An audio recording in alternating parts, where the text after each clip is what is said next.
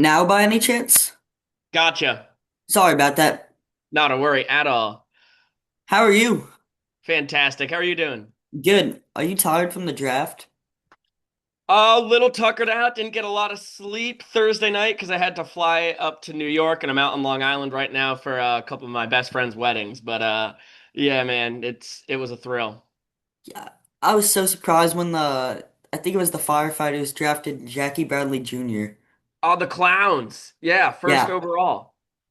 Yeah. Insanity. Because I was watching all your videos and you were like Ben, the outfielder, and a bunch of other prospects, and then a Yep. former MLB legend came. Right. Yeah, not on our draft board. No Yeah. warning at all from anybody that was a possibility. That was wild. Yeah. But what's up, guys? Welcome back to my YouTube channel. I'm here with Biko Scalo of the Savannah Bananas, the announcer. Thank you for sitting down with me, Biko. Yeah, my pleasure, Isaac. Could you please tell me about your role with the Bananas? Yeah, so my official title is broadcast entertainer. What that means is the play-by-play voice for the Bananas and the sport of banana ball as a whole. And the reason why it's called broadcast entertainer is because it's not a typical play-by-play gig. There is an expectation of entertaining, which is why it's in my title. And basically being like the most knowledgeable fans. If you're watching a Savannah Bananas game or a banana ball game, if it's, the All-Star game or the championship or something like that, that I have the pleasure of calling. I want it to feel like I'm just sitting on the couch with you and just happen to know all of the most important stats and storylines and biographical information of everybody playing. Cool. What is your favorite thing about being a broadcaster? Wow. I mean, that's a heck of a question. I think for me, it's probably being able to work at baseball stadiums. That's like, I'm a diehard baseball fan. So many of my greatest memories in life are going to Yankee games with my dad and my grandpa, and going all over the country to see the wonderful baseball stadiums in the bigs. Um, and my office, the view, just being a ballpark and some of the most iconic ballparks in the country, have been very lucky that's how it's been the last couple years. That's fantastic. And a close, like, that's 1A. 1B is I really like spontaneity, and I like a job where I do not know what I'm going to have to do going into the night. So, like, you can plan for certain storylines, what's going to happen between the innings entertainment wise, who we're going to mic up, but you never know what's going to happen on any given pitch, and that's a thrill for me. Cool. So, you even said it, you've announced in some crazy MLB ballparks, including Fenway and Yankee. Which has been your favorite one so far?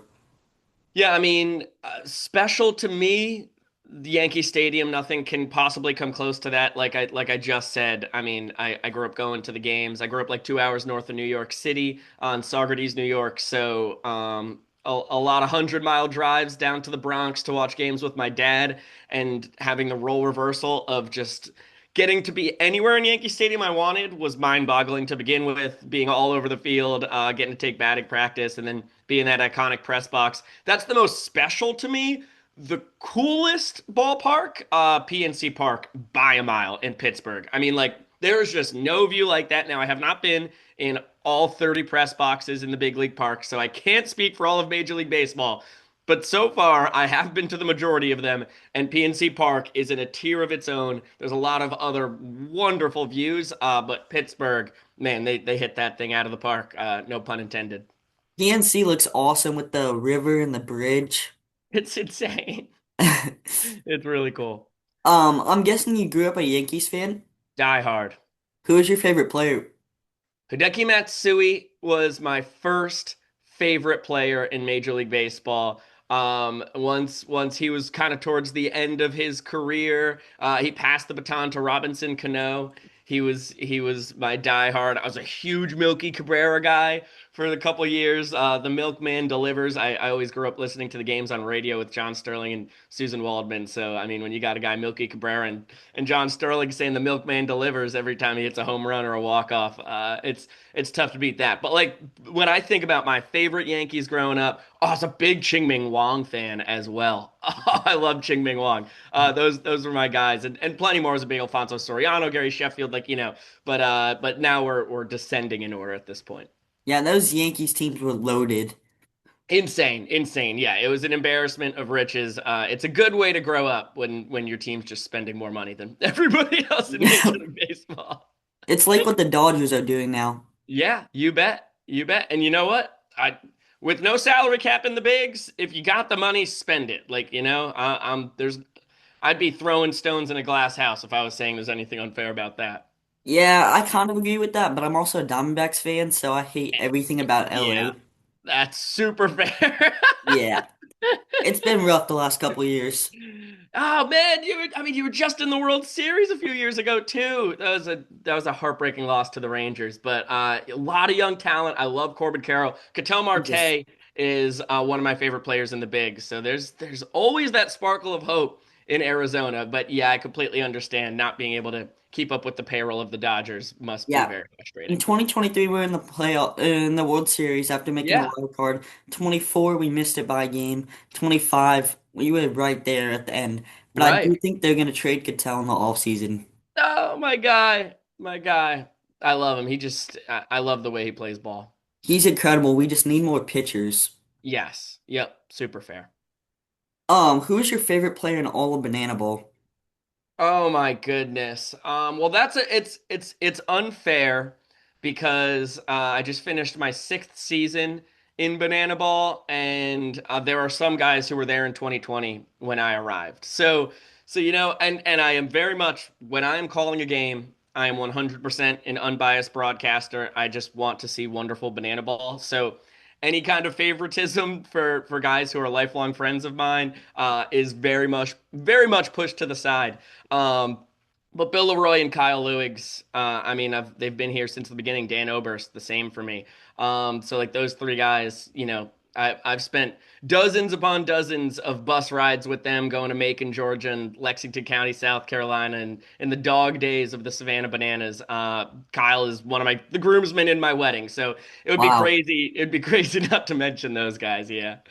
I don't know if you have one, but do you have one out of the list of players that just got drafted in the Banana Ball draft? Wow, now that's a great question. I probably Ben Parker coming in is who I am most excited about, and that is a very high honor. Like the talent coming into Banana Ball is mind-boggling. Ben Parker, it's a combination of his social media is just super entertaining. The guy looks like he was built in a lab for Yeah. Banana Ball. I mean, like it's absolutely absurd. I thought his draft day content was hilarious when he's waking up Lil Bro at 4:58 a.m. and getting a pump in before 7 a.m. And I know just, hearing from coaches who have talked to him and talked to coaches in his life and stuff, like the combination of attitude, discipline, and give a heck is just off the charts with Ben Parker. So like a guy who's perfect for Banana Ball, he's at the top of the charts for me. But I'm really thrilled to see all these guys come in. I think there's a lot of guys who are going to hit the ground running. Yeah, Ben Parker, he looks like his exit videos are gonna be insane. Yeah, yeah. He's got muscles on muscles on muscles. How do you keep your voice rested for these Banana Ball games and not lose it in between the games? No, that's another great question. My grandfather, my grandpa Larry, every time we're on the phone, he always tells me, "Rest that voice." It's trying to stay within myself. I am a very well known talker, which I'm sure comes as no surprise. So in the office, hanging out with friends, like it's tough to shut me up. I think like if I'm going out on the town with the boys or anything like that, and it's the night before a game, which I do not recommend. I recommend always getting a good night's sleep. But like sometimes the situation is like, oh, okay, I gotta hang out with the fellas. Making sure, being cognizant that I'm not like screaming at people across the bar. I'm not doing a ton for it, I'll be honest, and it hasn't burned me yet, except for 2023 in Tampa. Between game one and game two, I went out in St. Petersburg with my cousin, and we hadn't gotten to hang out in a while, so we were just screaming at each other, just talking about life, but for like 3 hours over blaring music. And I was hurting the next day. That was a MLB PAA Challenger game against the Bananas, and I had to gut through it. So like that was a good reality check of you're not invincible, Biko.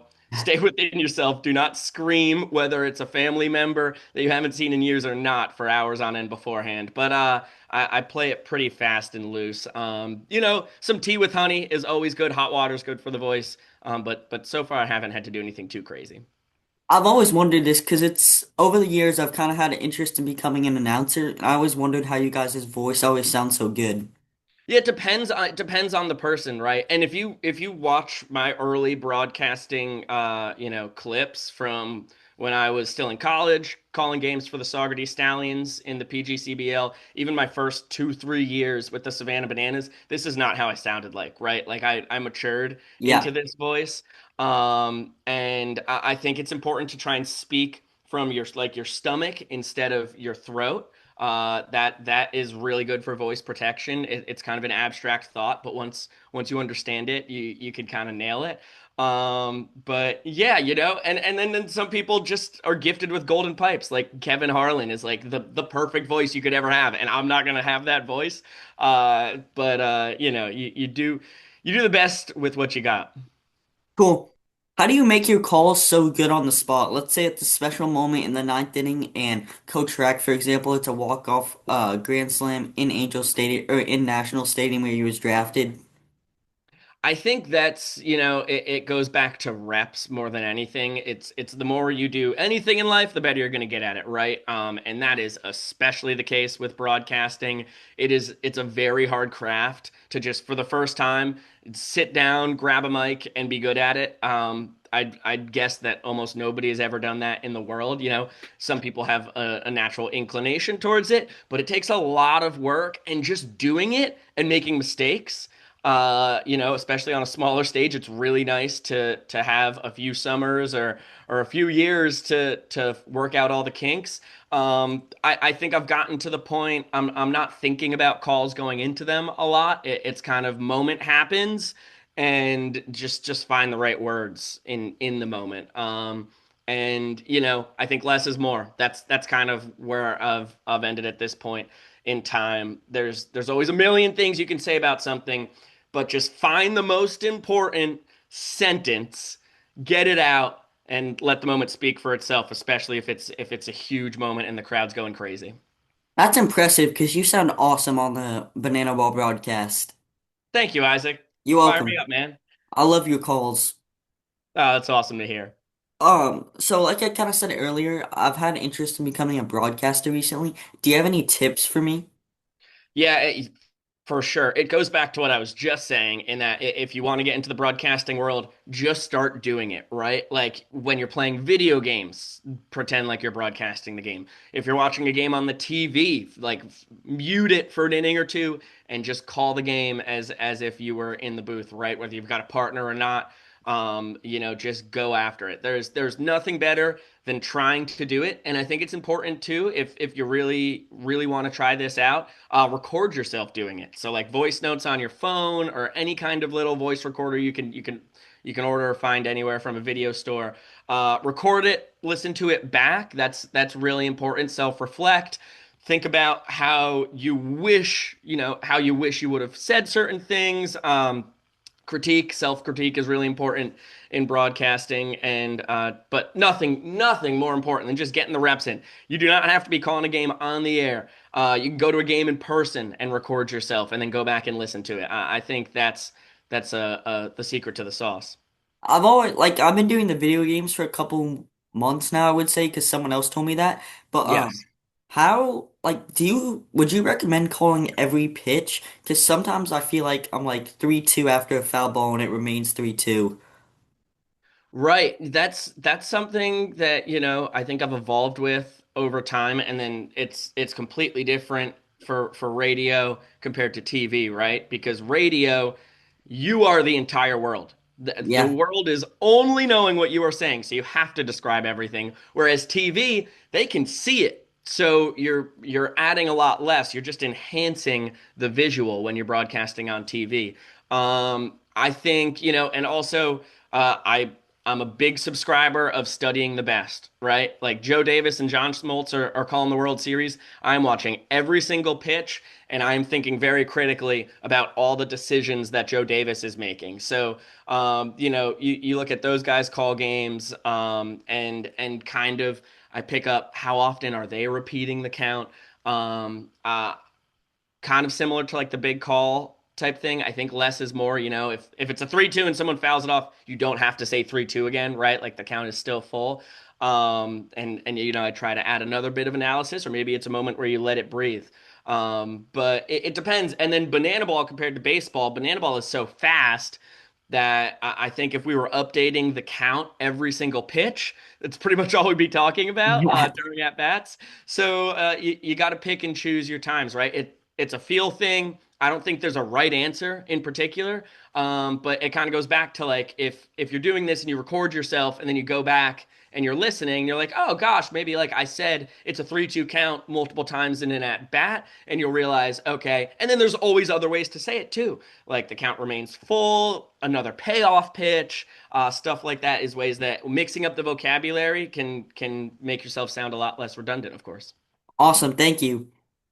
Of course. Um, there's always so much happening during a banana ball game. How do you stay focused on the game? Yeah, that's a great question. I think there's so much going on in my mind while I'm calling a game, and it's always how am I advancing the story? How am I doing these guys justice? Like I really want, especially in a sport like banana ball, where the players aren't as well known as someone in one of the core four sports, the big leagues or whatever. I really put a high level of importance on telling the players stories when I can, to whether it's legitimizing, their playing careers, or more importantly, kind of explaining who they are as human beings, and how they got here, maybe some difficult situations that they have overcome to reach the level that they are at. Um, I think it's it's a great question, man. But golly. I mean, these guys they're so talented, and it's just a matter of making sure that you are advancing the story, and then you're not the story, that you're just making, letting the game speak for itself. Yeah, I feel like that's hard because when I watch banana games, it's like a pitcher doing a handstand pitch, a first baseman doing some trick play, and an outfielder doing a backflip. Yeah, for sure. And you never know. We're doing in between pitches. It's a cutaway to Reggie dancing, or Nate Tellier and Mark Smith doing some crazy thing outside the Party Animals dugout. Like, there's a lot that you want to comment on, and if you can, you want to, like I said earlier, enhance the picture that the audience is seeing. But you can't talk about it all. And sometimes you just got to try and tunnel vision, stay locked in, so that the main thing stays the main thing. Have you ever almost broke character during a game and started laughing? All the time. I'm pretty sure every single game. Because like one, this thing is ridiculous that we're Yeah. doing, right? Like it's a competitive sport and you can't lose that, but it's a ridiculous competitive sport. I mean, it's silly baseball. So there's always going to be something to laugh at.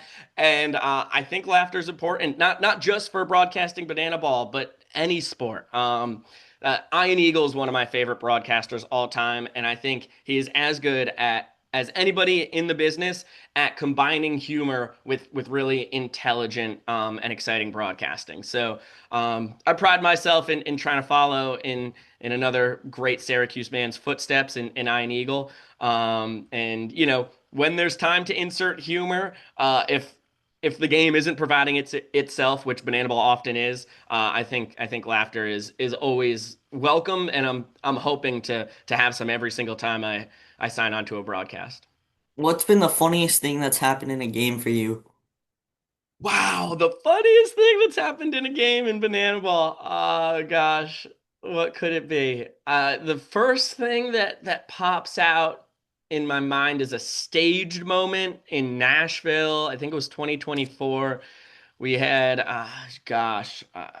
think it was Nolan Daniel, like pouring uh, maple syrup all over himself in the background of our center field camera. That's just like absolutely ridiculous. I love it when we get Ziggy in the bear costume and he does one of his like TikTok like Fortnite dances.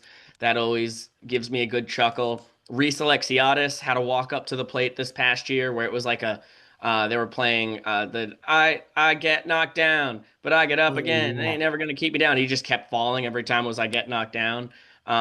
So yeah, no, there's there's constant silliness. I'm sure I didn't even name one of the top 10 funniest things I have gotten to call right there, but that's just a testament to how bizarre and hilarious Banana Ball is. Who has been your favorite in-game interview? Favorite in-game interview. Um, Brett Helton and Sean Fluke are always super duper high on my mic'd up list, as is my guy Kyle Lewigs, obviously. Uh, because they're all three of them. They're all just so natural on the mic. They're naturally hilarious human beings, and they will talk us through what they're doing on the mound too. So, That's cool. yeah, as somebody who was never blessed with the power to even throw a pitch like 80 miles an hour, getting to think through in live time during a game with these guys who are at the peak of their powers on pitch selection and what they think the batter is expecting and how they're going to counter that. I just eat that up. Cool. Uh, if you got to play in a banana ball game, what would your go-to trick play be? Oh, under the leg catch, no doubt. There's Ah, it's That's the best. I've got like little T-Rex arms, so behind the back, while I can execute it, it's a little trickier for the body I've been blessed with. But under the leg catch, I think really underutilized trick play in Banana Ball. Noah Fisher is has probably gotten the most runway out of it. Tanner Thomas as well. I think Tanner was the first guy to ever pull it off in a game. And then Liam Spence pulled off three of them, I think, throughout the three games he played in just the in the playoffs playoffs. this year. Right. Yeah, he had two in one game. So I think that would be the one for me. And Reese Alexiadis, the greatest under the leg catch we've seen in Banana Ball history. I think it was Seattle this year. He did like a spinning under the leg snag. That really blew my mind. And obviously the Saquon that DR can pull off. I'm actually decent at the Saquon, and I think that's Really? one of the coolest trick plays in Banana Ball. Yeah, it just the physics of it makes sense to me. So when he pulled it off the first time, and he nailed an upgraded version of it, I think it was in Denver, where he was like running in on a line drive, jumping like 180 between the legs. That's kind of my jam right there. What if you could steal one trick play from another banana ball player? If I could steal one trick play, I think it would be the backflip catch. Tough to say no to that, right? One, I can't backflip, so like, sweet, that'd be awesome to just be able to backflip in general. And then to be able to backflip and catch a baseball at the same time, pretty gnarly. And then like a close second, maybe I would even choose it, is the tornado catch. I just think it's unbelievable that Reese Alexiadis, Marcos Castillo, and company can jump up 360 and while they're spinning through the air, catch a ball behind their back. It boggles my brain. And Reese has a cape that never gets in the way. It's insane. I don't get it. I don't get the physics of it. I don't get how the cape doesn't screw him up. It's all very impressive. Yeah. Which backflip trick play would you get? Would you go for DR's Coach Rack or someone else? So DR the inventor, it's tough to say no to that, but Robert Anthony Cruz, the way Rack backflip catches, if I could choose one person's style of backflip catch, I would go with Rack, especially specifically. Sometimes he gets so much air and distance between where he starts and lands. It is just too cool. He had one in Washington, D.C. this past year where it's like I felt like the guy was legitimately defying gravity, like he was on the moon, just like slow-mo flipping through the air while he snags it. Those are always my favorite. So I'm gonna go with the rack, big air, big distance backflip catch. As if I could do one of them, that would be it. Cool. If you could announce a game for the Bananas in any press box, where would it be? Yeah, well, now that I mean, I've been lucky enough to get Fenway Park and Yankee Stadium out of the way. Yankee Stadium would have been 1-1. Fenway Park would have been number two.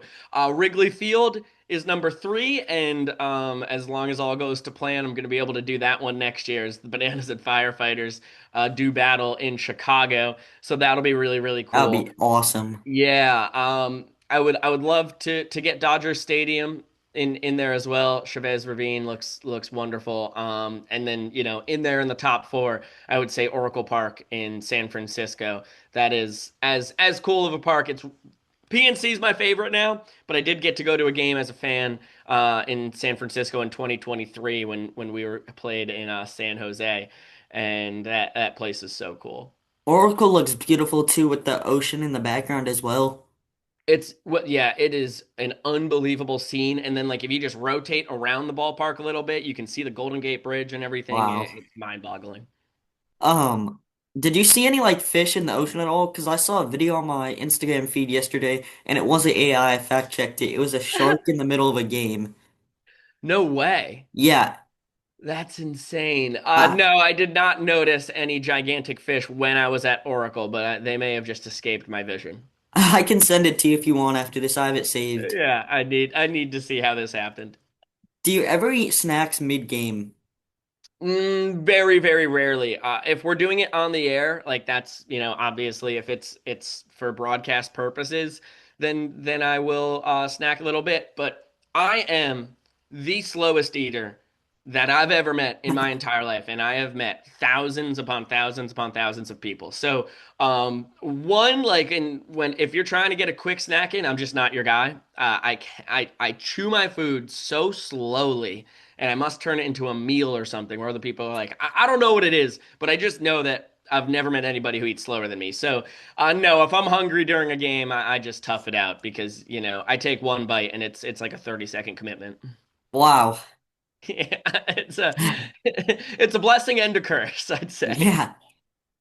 But I really What? enjoy my food. That's my excuse. Yeah, you get to enjoy it longer. Yeah, exactly.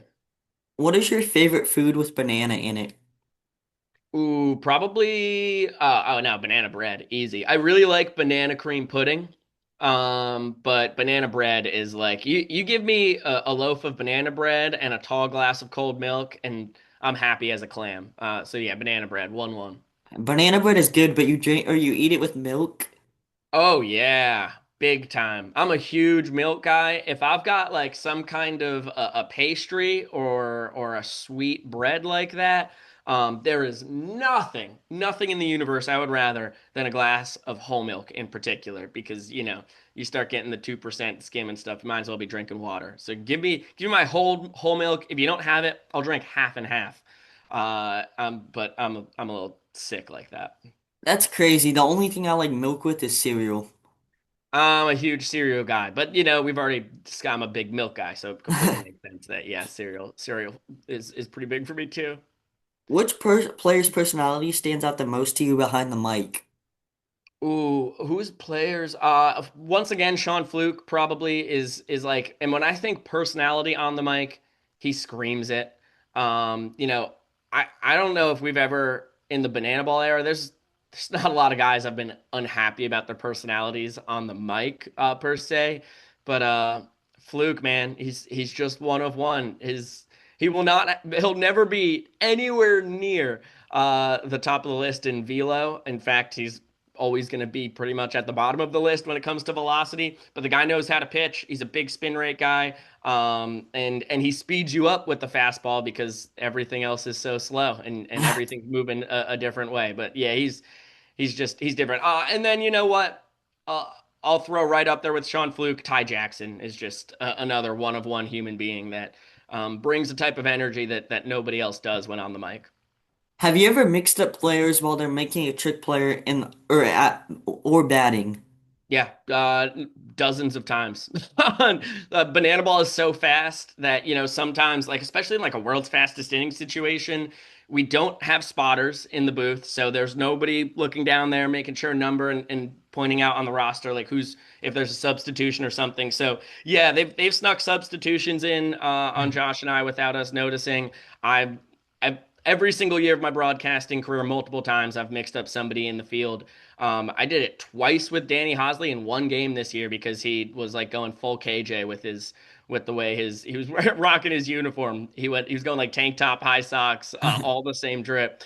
And he was at third base, so I just had KJ on the brain. But yeah, it's frustrating every single time it happens. I strive to never do it again, and I would be lying to you if I know I'm going to do it again at some point because the game moves so fast, and you try not to stay sped up, or you try not to get sped up rather, but sometimes it happens.